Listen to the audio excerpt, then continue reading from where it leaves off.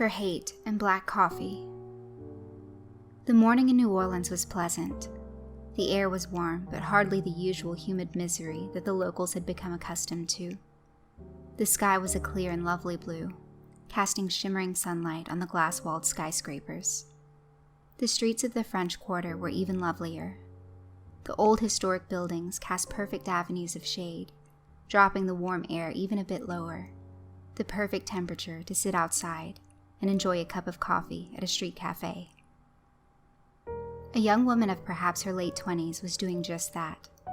She'd arrived in New Orleans 2 days prior, in search of a young man named Derek Reynolds. She was in no particular hurry to find him, though, and since this was her first time visiting New Orleans, she decided to enjoy the ambience as she conducted her search. This morning, she had been strolling down Esplanade, a tree-lined street that bordered the French Quarter. Esplanade was lined with large oaks, and mostly pedestrian traffic traveled it this time of the morning, with the occasional bicyclist. Cars were few and far between this morning. She had begun her day in her normal fashion: wake up, do a few stretches, watch the national news, and then go out for a stroll. New Orleans certainly offered much for the eye to take in.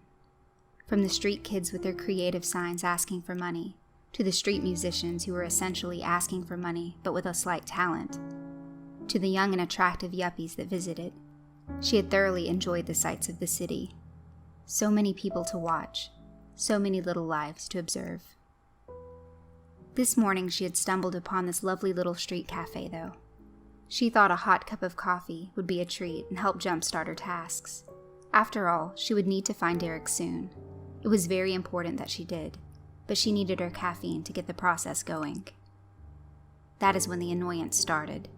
To begin with, the cafe's door announced that it was opened at 7 o'clock in the morning. Now here she was, at 7:15, and the doors were still locked. She was a girl on the go and didn't have time to wait around for some coffee jockey to wake up and do his job. Next was the actual coffee jockey himself, or barista, as she was sure he considered himself. He saw her waiting. He had to be aware of the time. But instead of opening the door, he just gave her an arrogant look and kept on going about his routine, as though the entire world was on his schedule. Finally, the guy opens the door. He's a young man, probably in his early 20s. Sloppy dresser, a beard that looked as though it never saw a day of grooming, and an attitude that matched his appearance. He looked at her as though he was doing her some sort of favor by opening the door. She felt her temper start to rise, but tried her very best to contain it. He was testing her, though. So, she orders her coffee. No thank you, no apologies from the clerk for wasting her time at the door. He even went as far as to ask for her name, even though she was the only customer. Perhaps he was interested in making small talk, but she doubted it. Socializing was clearly not his strong point. He was just some low-level worker that, for some strange reason, felt entitled. The next hurdle came with her cup. She had given him her name, as requested. She had a simple name, a name that had no real alternate spellings. She had read that some baristas enjoyed finding silly ways to spell their customers' names. She, for one, did not find this little tradition to be cute or endearing. She, in fact, found it to be a bit disrespectful. She pushed on through, still doing her best to keep her cool. The final straw came at the end, though, when he gestured towards the tip jar. Yes, as if the situation could not have become more ridiculous, this idiot actually had the nerve to demand a tip. She had tipped him nothing, and the dirty look he gave her cemented in her need to rectify the situation as soon as possible. "Ever hear of karma?" he mumbled as she walked away, as though the cosmos would waste their time on the likes of him. She sat outside at a table near enough to the door to ensure he could look up and see her. She was on dirty look patrol and wanted to make sure she locked eyes with him each and every time he gazed out towards her with contempt. Once she finished her cup of coffee, she leaned back, placed her feet on the table, and lit a cigarette. Of course, this caught the young coffee jockey's attention right away. Staring at him, she could read him like a book. He had been upset that she showed up for coffee before he was ready to open the door. He had been upset that she stared and glared at him until he finally did open the door. He had been upset that she intentionally ordered the most complicated item on the menu. And, of course, he was beyond upset that she did not tip him. He wanted so badly to say something to her. Now she was giving him that chance. With her Doc Marten boots kicked firmly up on the table and a lit cigarette billowing smoke directly into his shop, she knew he was fully baited into a confrontation now. "Sometimes they are just too easy," she whispered to herself as he approached, chest puffed, prepared to lay down the coffee shop law. "Hey, you can't put your feet on the table, and you can't smoke here," the young man announced. The young woman scanned the young man from head to toe. "Well, Mr. Coffee, last I heard, the customer is always right. So why don't you go back into your little store there and comb that beard?" The young man, whose name was Perry Johnson, was not used to having much authority in life. He was a college dropout who lived with 4 other roommates in a tiny French Quarter apartment. He had come to New Orleans from Ohio to really take in what he considered to be the last bastion of romantic culture in the United States. Instead, he had come down to find himself still single, still broke, and stuck living with roommates who drove him crazy. The fact that they were all enjoying active sex lives and he still went home to the internet in his hand did not help his disposition towards them, but he would never admit that. To him, he was just smarter than them, and every woman in the city was just too stupid to see that. And now he had to deal with this one. A real cutie she is. So of course to Perry, that translates to, "She's every girl that's ever rejected me." And as Perry could tell you, there were a lot of them. So when this little petite whisper of a woman with her long red hair and gripping emerald eyes has the nerve to come to his job and disrespect him, well, that's the final straw. "Look, lady, you finished your coffee, so that means you're not a customer anymore, so leave," Perry demanded. Those green eyes fixed on him as she took in another deep drag of her cigarette and blew smoke directly into his face. "Oh, I am still a customer. I would actually very much like a refill," she announced, and batted the empty coffee cup to the ground. "Go ahead and pick that up and go refill it. Oh, and while you're at it, give me a new cup with my fucking name spelled right. Geez, it's a simple name, and you managed to fuck it up. Are you a retard or something?" The look that took over Perry's face was almost too hilarious, and the young woman had to struggle not to burst into laughter. However, she wasn't quite done yet, and didn't want to spoil the show. Instead, she applied her most impish smile, and began to speak to him in an even far more condescending tone than before. "Go ahead, pick it up, Mr. Coffee. Pick it up and go refill it.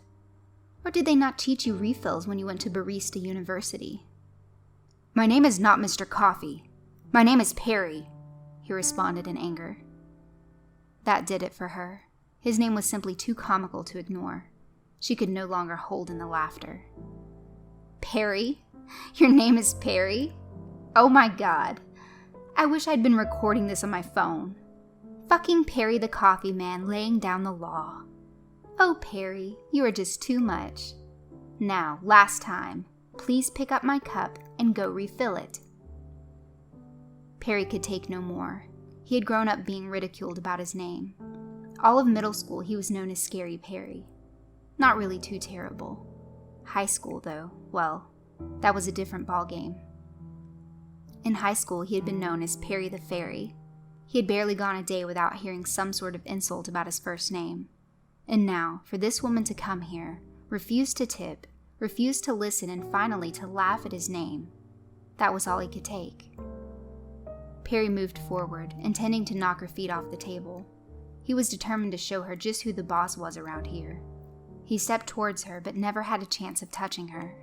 As soon as his arm gave the slightest twitch in her direction, Perry suddenly felt his entire right side of his body explode in agony. Somehow, in what could not have been a fraction of a microsecond, this adorable little redhead had reached up and grasped a very obscure nerve cluster on Perry's lower torso. She applied enough force to essentially paralyze that side of his body. In doing so, he hunched over the table for support as she continued to grasp and twist, sending wave after wave of pain beyond description racing through his body. She took a quick glance up and down the street, and was beyond pleased to see that she and Perry still pretty much had the morning to themselves. From a distance, she imagined that his pose over the table would just appear to be a waiter taking an order from a customer. This made her happy. This meant that she could take her time with Perry here, really enjoy their moments together. Now, Perry, you were very, very rude to me. I tried so hard to be sweet, too, but you just had to come out here and ruin our time. So mean. Now, I do believe that you owe someone an apology. Don't you agree? Perry was grunting heavily as sweat poured down his face. He was in a state of shock that this situation had developed into madness so suddenly.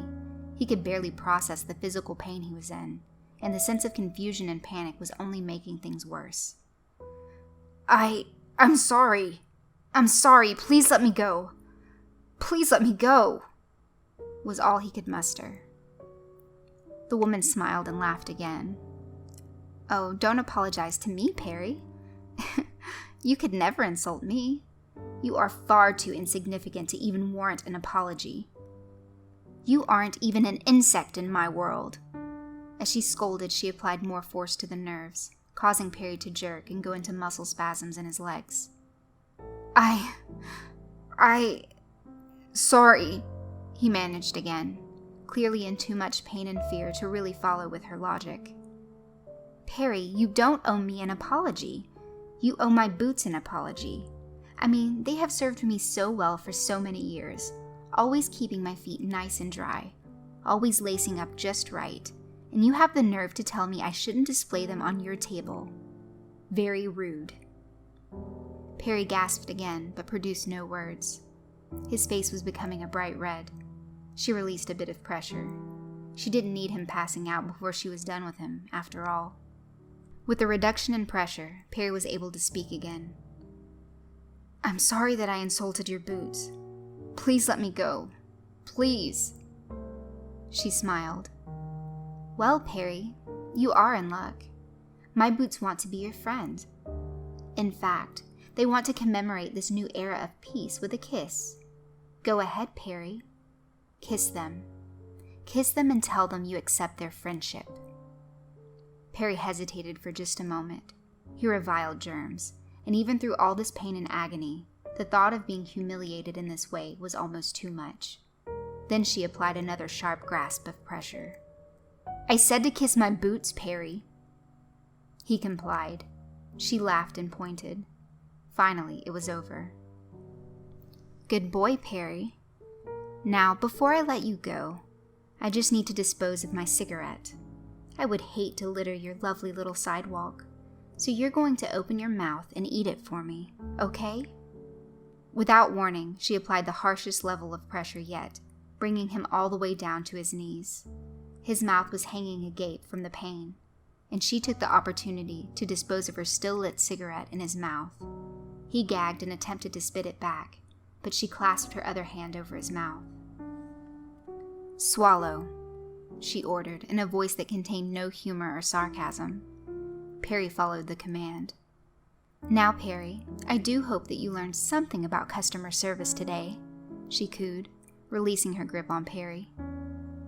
Slowly, Perry backed away, back towards his store. He couldn't walk with his right leg, but was doing a fairly admirable job of limping backwards using the table for support. I'm calling the cops. Fucking psycho bitch. Oh, Perry, you learned nothing, she responded, and with the speed that defied all logic, was suddenly standing beside him. Perry could feel a very sharp blade pushing into his back. Please, She drove the knife in deep, 2 times, once through his back and into his kidneys. That one was just to hurt, to ensure that his last moments of life were in agony. The second stab went through his back and into his heart. She maintained control of his body and sat him down in the chair that she had been occupying. She removed the knife and sheathed it. She propped a menu into Perry's dead hands and pushed him downward, giving the appearance that he was just a man studying the menu closely. The guys would work for a while. I'll get that refill myself, Perry, she announced. Coffee in hand, she turned the open sign around in the shop door to the closed position and then shut the door. She walked past Perry's corpse and dropped $1 on the table in front of him. See, Perry, you were worth a tip after all.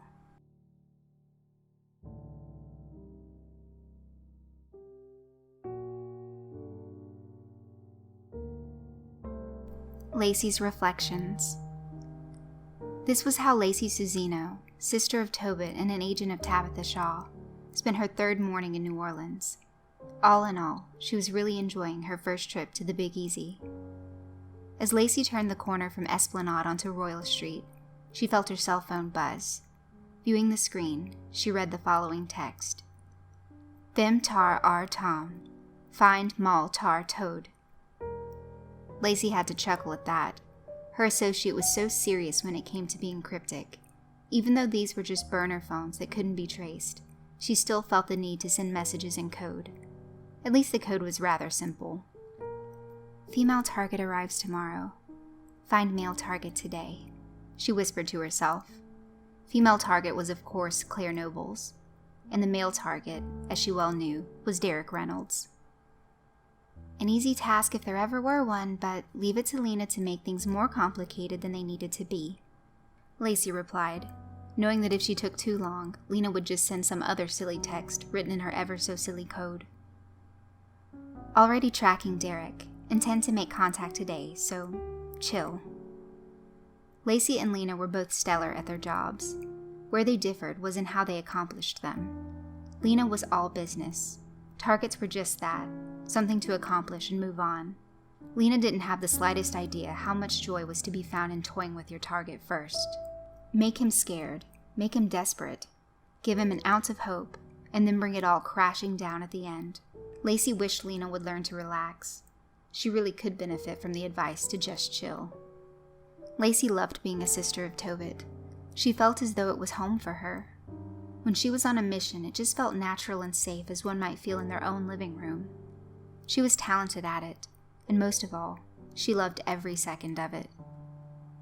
Lacy found this calling early. When she was a small girl living in Nebraska, she would go out and catch frogs. This started out as innocent child's play, of course. She would catch them and release them, easy enough. What she found that she really enjoyed, though, was catching them as they would try and hop away. She liked the idea that she was depriving them of the escape that they desired.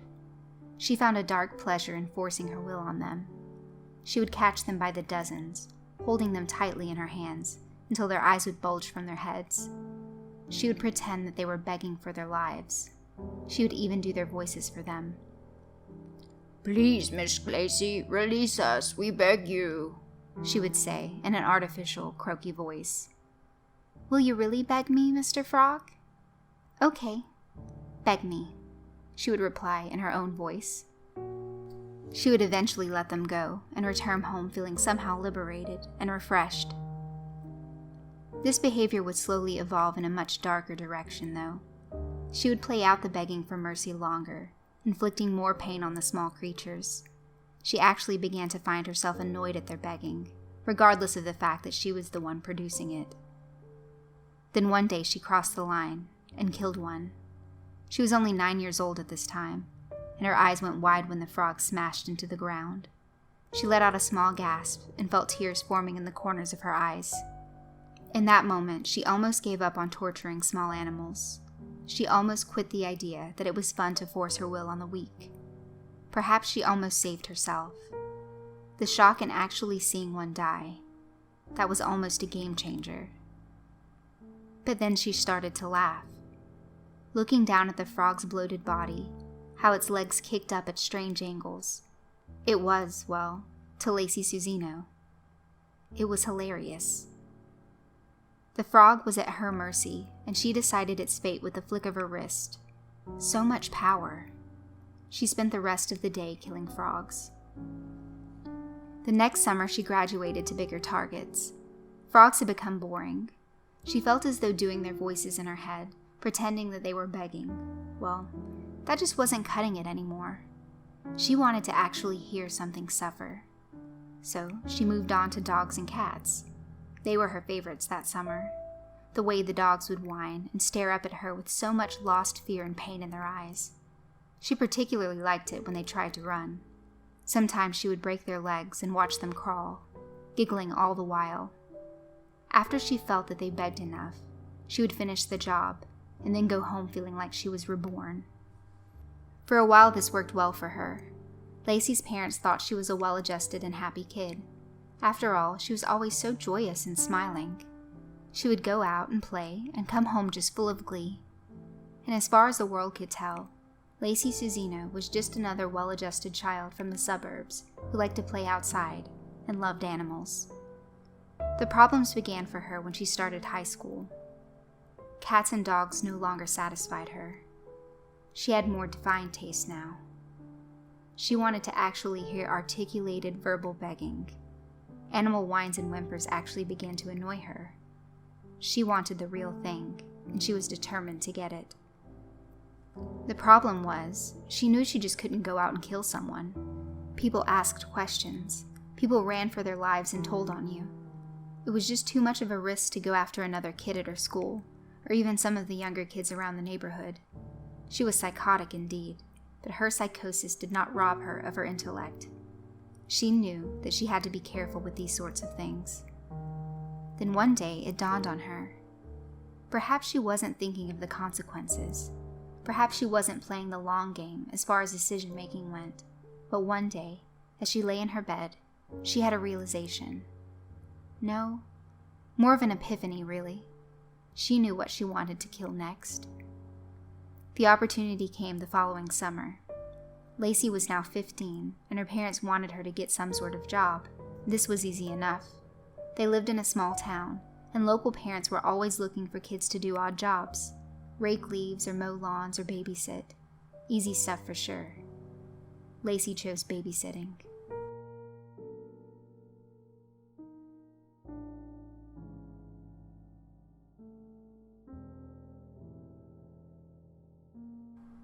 Robert Mayo. Babysitting. It was the obvious choice. Why, the parents just invite you on in and leave you alone with their little bundle of joy. She would have hours to hear it beg and cry. Lacy was damn near squealing from excitement. Her parents even set it all up, a friend of a friend or some such thing. Either way, she was taken right over to the child's home, let right in the door by the parents, and had her victim presented right to her, like she won a trophy or something. The child was a toddler, just starting to form words. His name was Robert Mayo, a terrible last name to be stuck with, at least in Lacy's opinion. She could already imagine him growing up to be called Bobby Mayonnaise, or some such other insult. Poor kid, she thought. Not really his fault his parents have goofy last names. Little Robert's parents gave her a list of instructions. Simple stuff, really. Feed the kid, put on some ridiculous kids show for him to gawk at, and then put him to bed. They would pay her $20 at the end of the night, a price they felt was fair. Now, little Robert might get a little fussy when we leave, but he will usually calm down, the mother explained to Lacy. No worries, Mrs. Mayo. I'll make sure he has fun tonight, Lacy replied. The parents left, leaving Lacy alone with Robert. As soon as his parents walked out the door, Robert began to scream his lungs out. He ran over to the door, making a grasping motion with his hand, as though he could somehow pull his parents back. This disgusted Lacy. To see such a screaming, weak little creature, bawling and crying and flinging snot and spit from his face, it was too much. Lacy decided that he was rather pathetic right away. However, she did like the way he begged. After all, he was begging right now, begging for his parents. He could even form simple words, in the way a human child would be able to not only feel, but also comprehend pain. Well, to Lacy Susino, that was the total package. Lacy smiled and took a step towards the bawling child. He backed away from her and continued to cry. It was a harsh, ear-bursting sound. "Aw, are you scared of me, Robert?" Lacy asked him. Robert responded by backing up against the wall. "Perfect," she answered, intentionally taking 2 large, over-dramatic steps towards him. His fear was almost palatable, and she liked the way it tasted. She made another exaggerated face at the child, narrowing her eyes. She screamed back at him once, shrill and harsh. This made Robert Mayo fall over, which of course caused more screaming. Lacy cracked her knuckles and began to smile as she closed in on the child. She would not have been surprised to learn she had been drooling from anticipation.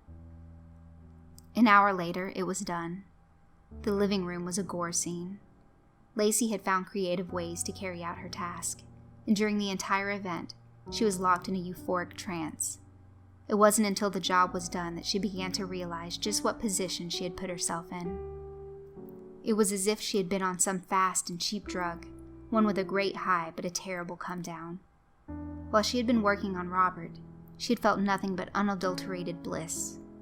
She had only seen colors and reds and blacks. But once the task was complete, and her world began to settle back into the harsh and unforgiving realm of reality, she began to understand. She hadn't just killed a frog or a dog. This wasn't something that could be buried out in the woods. This couldn't be explained as an accident. She had murdered a baby. The realization came slow at first, like water dripping through a crack in a dam. However, the crack broke quickly, and Lacy was flooded all at once with the truth of what she did, and the price she would no doubt pay for it. "Fuck! Oh, fuck me," she whispered to herself. Blood was everywhere. Handprints stamped in gore lined the walls of the Mayo living room. Bloody footprints traced back and forth from the kitchen to the living room and to the bathroom. Lacy looked at herself in the mirror and barely recognized her own reflection. Apparently, she had smeared Robert's blood all over her face at one point. This was almost like the day with the frog so many years ago, when she almost broke down into tears, but instead began to laugh. Only this time, the laughter didn't come. As psychotic as Lacy Susino may be, she wasn't a stupid girl. Her bloodlust did not overwrite the fact that she had just killed a baby. His parents would come home soon enough, and there would be no mystery. They knew her parents, and that would be the first place they would start.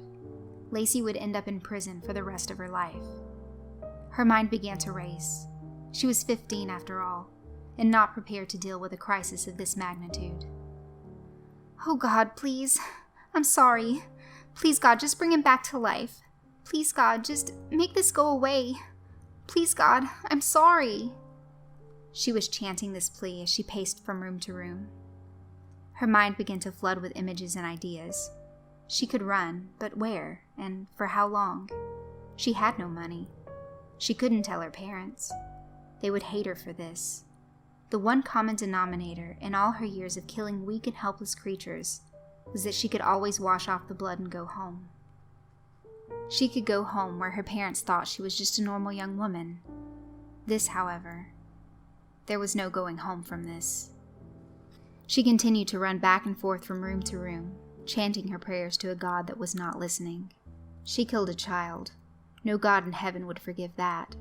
No man on earth would forgive that either. She wasn't sure if her state had a death penalty, but either way, life in prison or death row, it was still over. "I'll never get to go to college. I'll never get to have a job or drive a car or own a house." Her chanting was turning into tears and crying. Every time she would complete a lap around the interior of the house, she would catch a glimpse of Robert's little corpse, balled up in the corner of the living room. Her world began to spin, her panic becoming waves against the shore. She felt herself starting to break. She ran into the back of the house, towards the utility closet. She would clean it up, sure. That sounded like a great idea. She could clean it all up and then claim that Robert was kidnapped or something. They might not believe her, but if she could just hide the evidence long enough, maybe she could get away. When she entered the back of the house where the utility room was located, she realized that she really did mentally snap. She saw snow. Snow inside the house. Snow inside the house in the summertime. It seemed to be falling from the ceiling. Lacy ran from this new level of psychosis. Her overtaxed mind simply couldn't cope. As she ran back towards the living room, she saw that she was no longer alone in the house. "Wow, girlie, you're really fucked up, aren't you?" asked the figure sitting on the couch in the Mayo living room. Who are you?" Lacy asked. The intruder was a woman. She was thin with very short brown hair. She was sitting on the couch with Robert's corpse in her lap. She was holding the dead child as though he was just sleeping. "My name is Tabitha Shaw, and you are Lacy Susino, former high school student and current psychotic killer who just ruined her entire life in one night. This must be a very intense moment for you," the woman replied. I messed it all up. I am so sorry. I don't know why, Lacy stuttered in response. Shut up with that shit, girlie. You're not sorry and you know it. What you are currently feeling is sorrow that you are going to be caught. But you have no remorse for little Bobby Mayonnaise here, now do you? Tabitha asked, continuing to stroke the dead toddler's blood-matted hair. No, I shouldn't have done that. He was just a baby. Please believe me, Lacy begged. Lacy, don't apologize. The kid was annoying. His parents are probably boring yuppie pigs who would just have raised little Robert here to be a boring yuppie piglet. Don't be sorry for killing him. It's who you are, after all. But what you said about messing up, that, girlie, is very true. Why are you fucking telling me this? Lacy screamed through her own tears in panic. I've been watching you for some time now, girlie. The way you used to torture and kill frogs. That was cute. I mean, most kids do fucked up shit like that, but when you would pretend they were begging you, well, that, Lacy, that sort of set you apart. At least enough to keep my attention. I really wanted to see what you were going to do as you grew up. I was far more interested in making contact with you once you were an adult. Adults are much easier to recruit. I mean, it's not like you have to explain why an adult suddenly disappears into a new life. It's their choice. Plus, you moody-ass kids annoy the shit out of me. But your little move tonight sort of pressed the fast-forward button on this now, didn't it? What do you want from me? Lacy asked softly. She was terrified of this woman. She was terrified of her situation. The very thought that only a few hours ago she was sitting in her room listening to music while her mom was cooking dinner seemed insane. One question. Answer it honestly, Lacy. Do not give me any bullshit moral platitudes. Do not try and exploit pity from me. Answer this question honestly, and perhaps we can repair the situation. Bullshit me, and I will leave. Once I leave, Robert's parents will come home, find all of this, and you will spend the rest of your life in a cage. And believe me, when the other inmates learn that you killed a baby, well, you will experience pain and torment that will rival anything you've forced upon a frog, a dog, or this little shit in my arms right here. Do you understand? Lacy sniffled and wiped her nose with the back of her hand. She gave Tabitha a feeble nod, indicating to ask her question. Why did you kill this child tonight? Tabitha asked, still holding the baby. Lacy almost began stuttering out another flood of apologies and excuses. It was right there on her lips. However, Tabitha Shaw's gaze kept her grounded. Her mind, a cluttered mess of thoughts and terror, was able to focus. I wanted to hear him beg. I wanted to control his fear and panic. I wanted to bend him to my own whims, and at the end, I wanted to watch him die. Lacy answered. There was no hint of apology in her voice, no hint of remorse. She gave the most honest response she could, and waited to see what this bizarre woman would do. Good fucking girl, Tabitha replied with a laugh. Good fucking girl indeed. You do understand how all of this works after all. Perhaps you weren't a waste of my time. Tabitha made a funny, cross-eyed face at the baby's unseeing face, and Lacy was shocked to find herself laughing. Okay, Lacy, now that we are done having a teenage mental breakdown, let's talk. Normally, I do a few tests with potential recruits. Most of them realize they can't make it, and I kill them and move on. However, this situation is unique for both of us. For one thing, you have no choice here. Either come with me or go to prison. Easy as that, really. This also works out well for me. I mean, you just slaughtered a fucking baby and you're laughing about it. Sometimes, it takes me months to get one of my potential girls to even kill a fucking homeless bum, but you, Lacy, you just went to the head of the class in one night. You should feel proud. Lacy Susino considered all of this. She realized that in the very short time she had spoken with Tabitha Shaw, Tabitha actually seemed to understand her. There was no guilt, no pressure. Tabitha took her for what she was. No after-school special bullshit, no pandering to society's morals, just acceptance. Lacy also realized now that she had calmed down, but she did feel proud. The little fucker was annoying. He was screaming, weak, a tiny little creature that only knew how to eat, sleep, and shit. Lacy laughed again, this time harder. "Share the funny, girly," Tabitha inquired. "Fuck, I just realized that I hate babies," she answered, and began to laugh even harder. "Okay, Lacy, time to get down to business. I can fix all of this, but if I do, you come with me. I will take you to a new life, where killing is quite socially acceptable and you'll get to fill your life with hearing the weak beg. However, you will have to walk away from everything you've ever known. You don't get to go back home again. You don't get to back out. You'll never have that normal life you see on television. Can you do that for me, Lacy? Can you take this pledge?" Faced with the actual hard facts, the contract laid out in front of her, Lacy realized that she could in fact go with this woman. Sure, Lacy loved her parents, but in a way that she only partially understood. She knew her parents were really just outsiders in this grand scheme that was Lacy Susino. Her parents would always be tourists in Lacy's world, just another pair of gawking, wall-eyed nobodies who would never gasp the full joy that came with ending the life of a weakling. Lacy even feared that in time, she might turn on her own parents and end them.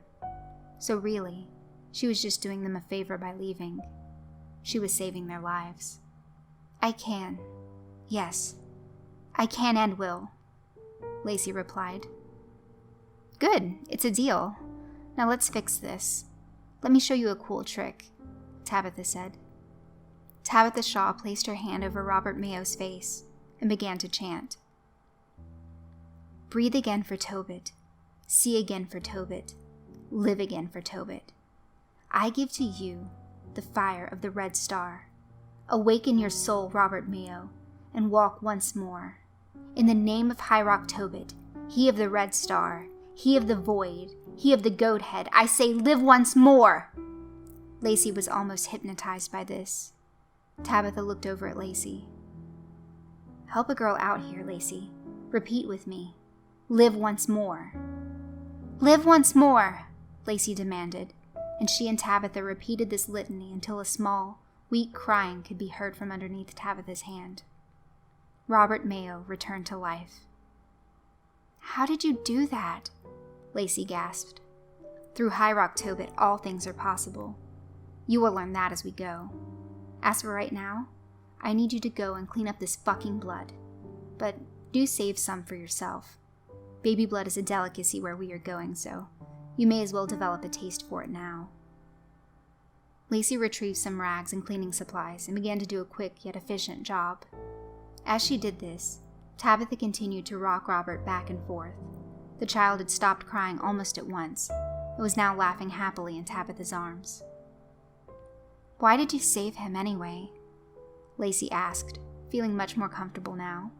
Seeing the child alive brought her back to reality in a quick, brilliant way. She felt the way a cancer patient must feel when they realize their disease has gone into remission. She loved this sense of relief. 2 reasons. 1, this will make your transition much easier. I'm not exactly concerned about local authorities, but the graphic butchering of a child tends to attract much more attention than I prefer. Plus, you would have been on the front page of every newspaper in the country. We really don't need that either. You're essentially going to be kidnapped tonight, and that will get a lot of attention. We don't need to tack on a dead baby as well. It's much easier this way. The second reason, well, I just breathed the essence of Tobit into little Robert here. I have a feeling that his life is going to be much more exciting now. His parents are in for some fun times down the road. But really, in all honesty, it's because you kill for me now, Lacy.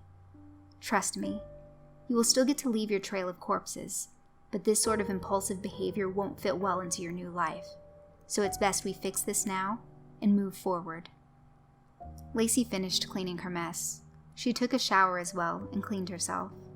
Tabitha produced for her a new set of clothing to replace her bloodied shirt and jeans. That night, Robert Mayo's parents returned home. Lacy presented them their child, who was very much alive and seemingly happy now. They paid her for her night, and she left their home. She never returned to her house or her parents, though. Tabitha was waiting for her down the street, and together they walked off into Lacy's new future. Robert Mayo's parents didn't notice the change in their son at first. He no longer cried himself to sleep, though. He seemed to be entertained by invisible friends. One day, he would go to school and draw his invisible friend for his art class. His friend had a goat's head and lived in a floating castle. "Good memories," Lacy said out loud as she walked down Royal Street towards the New Orleans Central Business District. "I guess Lena is right, though. We do need to get down to business, so, Derek Reynolds, here I come." Lacy had no problem talking to herself in public. In fact, she rather enjoyed it. Perhaps, though, she was having too much fun down here in the Big Easy. After all, they had a very important job to do down here. "Okay, no more thrill kills. Time to find Derek," she announced once more, this time attracting the attention of a homeless man sitting on the sidewalk with a cardboard flap in his lap that he converted into a sign. Lacy paused for a moment to read the sign. "Fishing for kindness" was written in a black marker. "Can I get $1 from you, lady?" the homeless man asked. He was a filthy-looking creature. Dirty clothes, matted hair, and the smell. Wow, this guy was a winner. To top it off, he had a pitiful-looking mutt with him. "Nope," Lacy announced, locking eyes with the bum. "How about a cigarette, then?" the man asked. Lacy removed her pack of smokes and lit one in front of the man. "Sorry, I don't smoke," she replied with a smile, and began to walk away. "Fucking bitch," the bum shouted behind her. Lacy stopped. Her hand dropped down to the hilt of her knife. "Perhaps I do have time for one more small distraction," she said to herself, and turned to face the homeless man, smiling wide.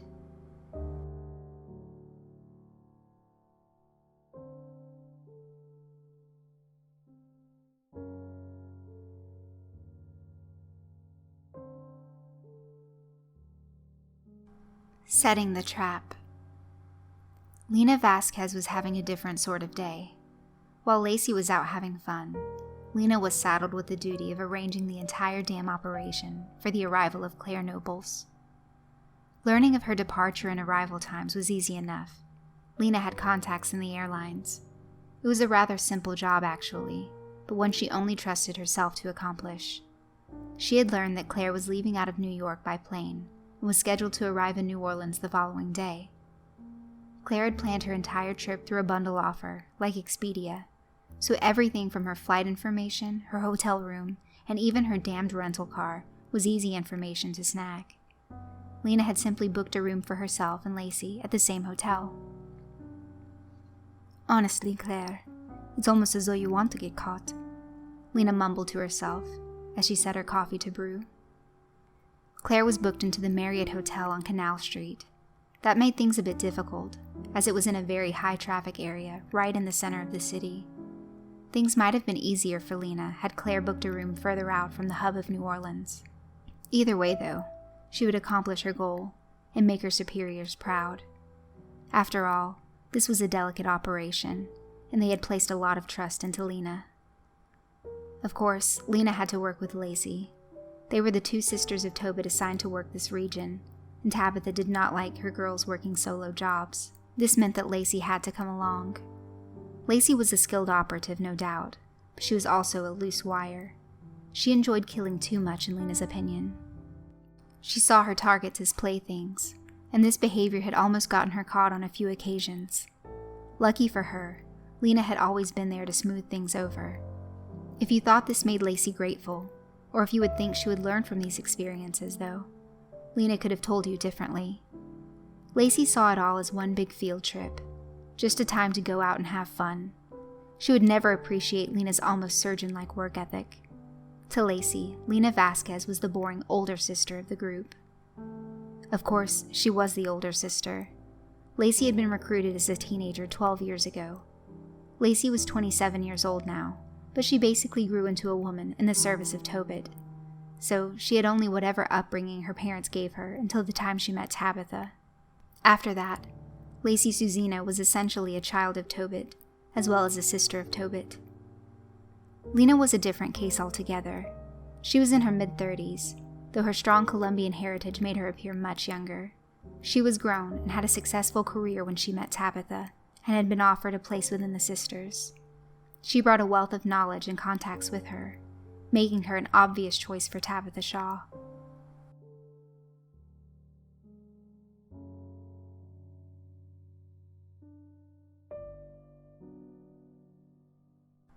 Lena's reflections. Lena had been a member of Interpol, working in South America to try and stop the flow of drugs. She was a powerful asset, both young and fierce. It could also infiltrate any crime ring. She had played many roles during her time as an officer, pretending to be everything from a prostitute to a female pimp. She could manipulate her way into the center of any operation and take it down from the inside. She had become known in the drug circles as amante secreto, which meant secret mistress. However, as technology evolved, so did her enemies. It didn't take long for a particularly crafty cartel leader named Alonso Ortiz to track her down using the services of black hat hackers. He was determined to present her head to his fellow cartel bosses as an example of his power. Lena always knew the risks that came with her profession. Her commanders warned her time and time again to be careful. She always laughed and told them that it was all part of the job. She loved her work, and honestly never thought that it would cross into her personal life so quickly and so violently. Lena had always worked hard to keep her work life and home life separate. Little did she know all of that was going to change. Ortiz's men ambushed her as she was driving along a small road late one night outside the Columbia city limits. She had finished closing a case the day before and was granted a week of rest and relaxation by her command. She was intending to return home, pack a small bag, and just go off the grid for a few days, perhaps travel through some of the smaller villages. The road that she was traveling was very remote. It was just really a dirt road with ambitions to be a real highway one day. There were no streetlights out here at all, so Lena was driving essentially through darkness. She noticed the headlights behind her almost right away. She knew this road was rarely traveled, and based on the speed that the car behind her was traveling, she went into high alert. It was all part of her years of training, especially when you routinely made enemies out of deadly men. She reached down and grasped her service pistol and slowed her car down, intending to allow the driver to pass her. Instead of passing, though, the car to her rear began to tailgate her, flashing the high beams. Lena attempted to pull to the shoulder of the road when the car suddenly slammed into her rear bumper. She struggled to regain control, but this road was slick from a recent rain, and she braced for impact as her vehicle began to spin off, meeting a tree head-on. Before Lena was knocked out cold, she had just enough time to realize that this had been an ambush. It all made perfect sense. For all of her successes on raids and covert stings, it was a fucking trip through the country that would do her in. She awoke sometime later in a small room, tied to a chair, naked and cold. "Wake up, you bitch," a male voice announced from a dark corner. Where am I?" Lena asked, her voice weaker than she preferred. "You're in good hands, bitch. Very good hands," answered the voice. "Then why don't you show yourself?" she asked. Lena began to remember now. The car accident that clearly wasn't an accident after all. No, it was an ambush. Someone had taken her. She already had an idea of why. She had made enemies in her career. That much she knew, and she had always known that this day might come. She thought how stupid she had been to believe that she could actually separate her personal life from her professional life. Had she not realized the kind of men she had been arresting over the years? These were deadly animals that liked to make examples of those that crossed them. No, the question wasn't why. It was who. The male figure stepped forward, a slimy-looking character if she ever saw one. Clearly a man who had watched Scarface one too many times. He was wearing a cheap suit that he no doubt believed set him apart from the rest of the lowlifes that made up this world of narcotics and murder. She could smell cheap cologne and body odor radiating off of the man. She couldn't see his hands, as they were in his pockets, but she would bet her bank account that he had tacky, cheap, and overly jeweled rings on almost every finger. She scanned his face as he came into the light, and her spirits dropped as she began to realize just how dire these circumstances were. "Ortiz," she spat as he approached her. "The one and only. And you must be the famous whore. The one they call Amante Secreto. Such a pleasure to meet you face to face." Now the fear began to evolve into dread. This was Alonso Ortiz. He was indeed one of the deadliest cartel bosses in the region. He was known for doing horrible things to those that crossed him. Beheadings, mutilations, rapes. These were just a few of the gems that dotted Ortiz's resume. "You are aware that you just kidnapped an agent of Interpol. You realize that my superiors will come looking for me, right?" she asked. A hard slap across the face was Ortiz's reaction. "Bitch, you do realize who the fuck we are, don't you? We are far more powerful than your Interpol, or any other organization. You fucked up, bitch. You should have stayed the fuck at home and had babies. You decided to play in a world that you just weren't ready for. And now you fucking whore. Now you will die." Ortiz summoned 2 other men into the room. "Is the grave dug?" he asked. One of the men grunted in the affirmative.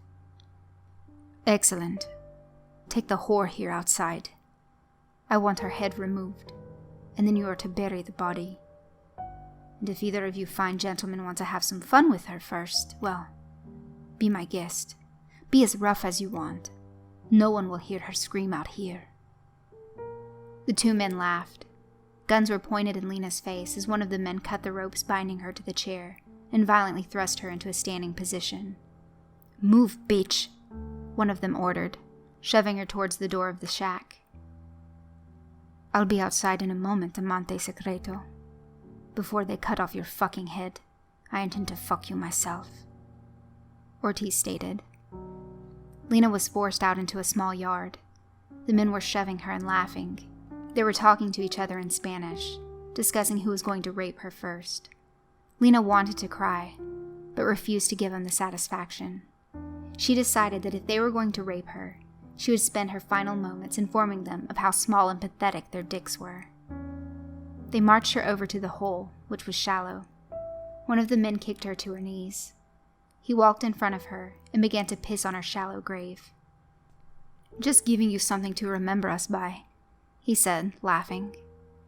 She could hear the other man behind her taking off his belt.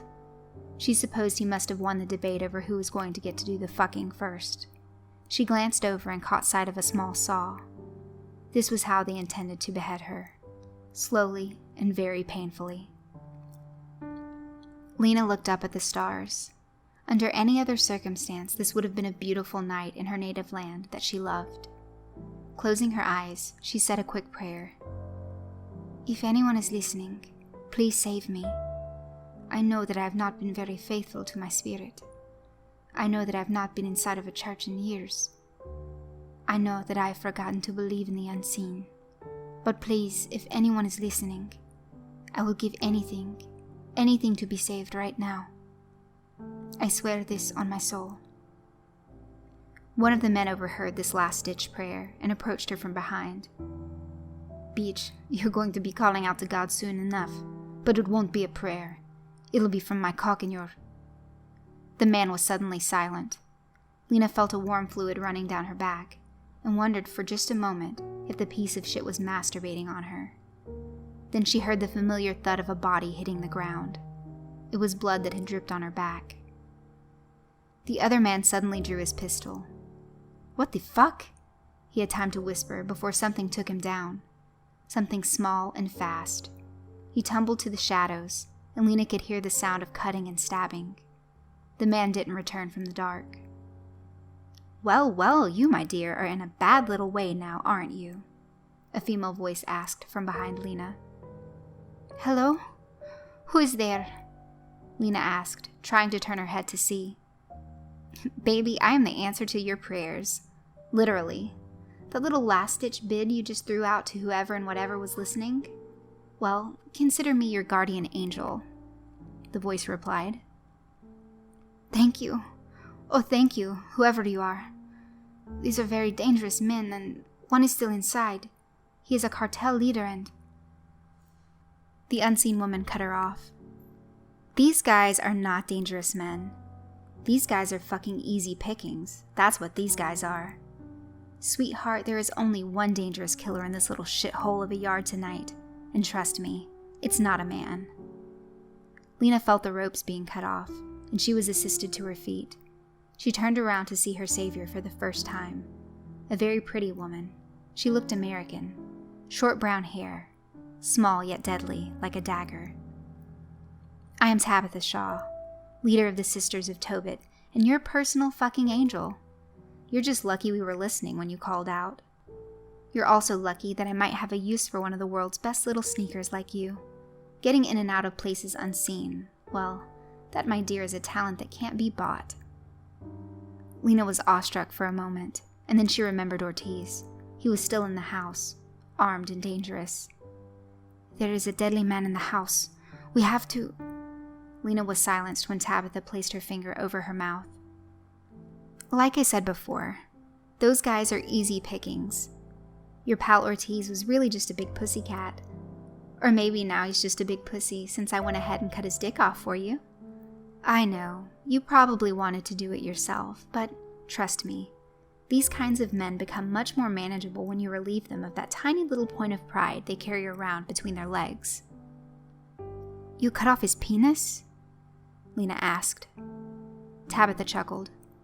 What can I say? Lorena Bobbitt is my role model. Now follow me. I have him all tied up for you, and it's time for you to show the bastard the business end of a blade. Wait, Tabitha. I can't kill him. I have to arrest him. I'm an officer of the law, Lena exclaimed. Not anymore, babe. Not anymore. You prayed to me and I came. I saved you. As I recall, you said you would give anything to be saved, and you swore that on your soul. Am I correct? Yes, but... Lena attempted, but Tabitha cut her off. Lena, I saved you tonight because I saw something in you. Now you swore your soul and I delivered. If you plan to go back on your deal right now, I promise you that a fate far worse than what these men had in mind will await you. Are you crazy? Lena asked and started to back away. Tabitha suddenly began to advance, her eyes fixing on Lena's. Normally this is a much more practiced greeting, Lena. Normally we sit down and talk, and I ask you if you want to pledge your life to Hyraaq Tobit. Usually it's very fun, very cathartic even. But tonight you reached out to me, and I delivered. You owe me now, and I plan to collect. No matter what you decide right now, with your little worldview of right and wrong, crime and punishment, blah blah fucking blah, this is what's going to happen. Ortiz dies. He's a scumbag anyway. You are coming with me. You will either come with me as a new recruit to the Sisters, a position much desired, or you will come with me to be food for Tobit. Either way, this story is already written. You just have to decide which page you'll flip to in this little choose-your-adventure novel that you're suddenly starring in. Tabitha seemed to be changing almost. Her eyes were not quite glowing, but they took on such a level of intensity that they may as well have been. Her aura was practically glowing off of her body. She exuded so much power, so much force, that Lena almost found herself willing to commit to her just on that alone. So what's it gonna be, Lena? Do you flip to the page to where you spend the rest of your fucking life kicking ass, making tons of cash, and living as the goddess you were meant to be? Or do you flip to the page where I haul you back to Delphia to be eaten alive by fanatics? Lena had no idea what Tabitha was talking about. She didn't know anything about being a goddess, and she knew even less about whatever Delphia was. However, she did know that this little woman was deadly, that she had no problem killing without remorse. She also knew that this little woman had appeared at the very moment she prayed for a savior. This woman had indeed saved her life. Perhaps Tabitha Shaw was an angel. I don't want to die. I want to live. That is what I prayed for, and that is what I want, Lena replied. Good girl, Tabitha answered. Smart and sexy. You're going to be a great addition. I can just feel it already. Now, let's get in there and finish up, shall we? Ortiz has lost a lot of blood, and I want you to get some really great screams out of him before he dies." Lena went through with it. She killed Ortiz slowly, under the watchful eye of Tabitha, and as much as she would have hated to admit it at the time, she had enjoyed every second of it. When she was done, when Ortiz was laid out on the floor dead and in so many pieces, Lena Vasquez had felt a joy she had never experienced. She went with Tabitha that night. She had to leave her entire life behind, starting new as a sister of Tobit. Lena was of course taken into Delphia and trained as all members of Tobit's cult are trained. Tabitha spent time forming her into a killer. It wasn't long after she arrived in Delphia, seeing the people and understanding the full depth of Hyraaq Tobit, that Lena realized she made the right choice to follow Tabitha. She found a calling there after all.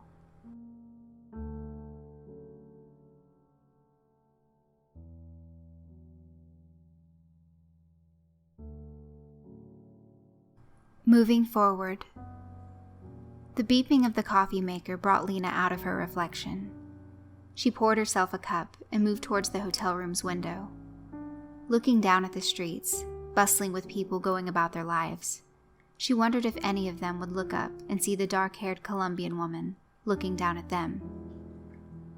She wondered what it would do to their minds to learn that this seemingly normal woman actually lived in a hidden city in the Antarctic and worked for a woman who served an ageless demon from space. She almost had to laugh in spite of the situation. She sat down with her coffee and went over her plans in her head for the millionth time since she and Lacy arrived in New Orleans. The plan was to gather Derek Reynolds and Claire Nobles together. While Derek was far less important, Lena was very interested in speaking with Claire. She had translated Dawning, which was a true feat in itself.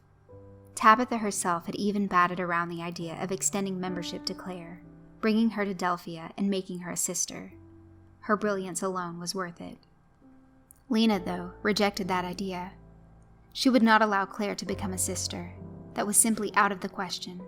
As far as Derek was concerned, his capture was valuable.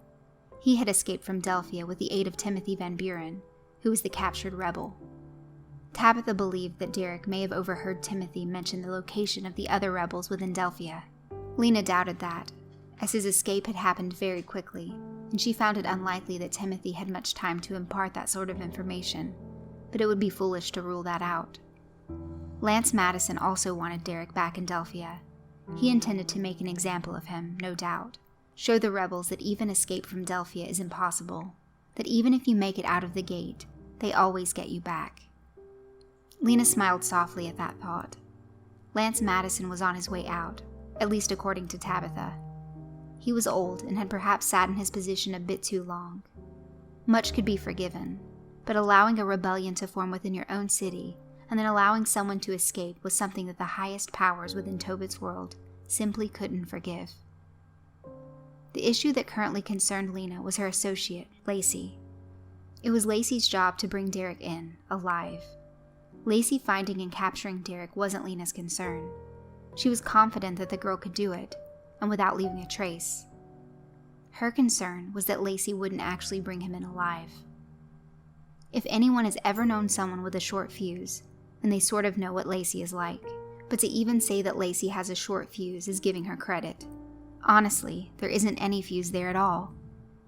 Lacy is cold and calculating, and has no sense of right and wrong, which of course is what makes her one of Tabitha's favorites. However, Lena also finds her impulsive and violent nature to be more of a liability than a quality. Lacy is not the best person for a capture alive mission. Sure, send her to kill and you can count on it being done, but send her out to bring someone in alive, and you may as well roll the dice. Derek, just keep your mouth shut when she makes her move and you'll probably be okay, Lena whispered to her own reflection in the mirror. Lena already knew that if he began to annoy Lacy, she would pull the car over and make some twisted sport of him, ending in blood.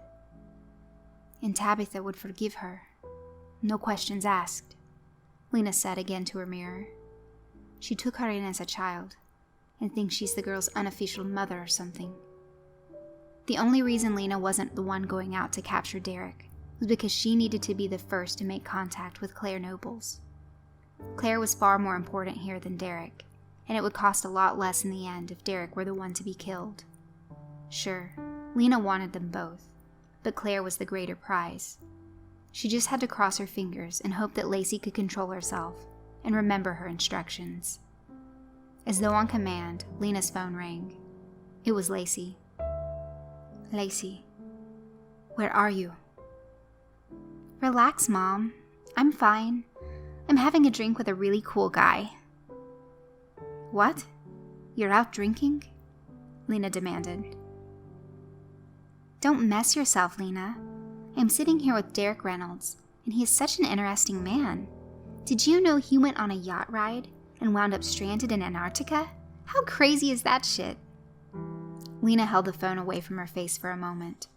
She felt the usual rage building within her, as she always did when Lacy was straying from the course. She knew what the girl was doing. Her job had been simple. Just bring Derek back to the hotel. But she knew Lacy, and knew how Lacy thought. Just capturing Derek would have no doubt been a boring task for the likes of Lacy Susino. So instead, she approached the guy in broad daylight and flirted him into a bar. Nothing in her instructions mentioned going out for drinks with their targets. Nothing at all. This was just adding more moving pieces to an already overcomplicated machine. Lena wanted to say more. She wanted to verbally tear into Lacy. However, she was the older sister for a reason. She was the calmer one, the one that brought rational thought to the table instead of impulsive nonsense. She calmed herself, remembering the end state here. Lacy's chirpy voice was waiting for Lena when she returned the phone to her ear. Lena, you worry too much. Listen, this guy is a total frat head. I caught him coming out of his office and just approached him like he was some cute guy and I was some ditzy out-of-town tourist. He plays as easy as any fiddle, and trust me when I say that I will have him back at our location by tonight. No worries. Oh wait, he's coming back from the restroom. Gotta go. Lena went to say something else, but as usual, Lacy had already hung up. Okay, so Lacy has made contact with Derek.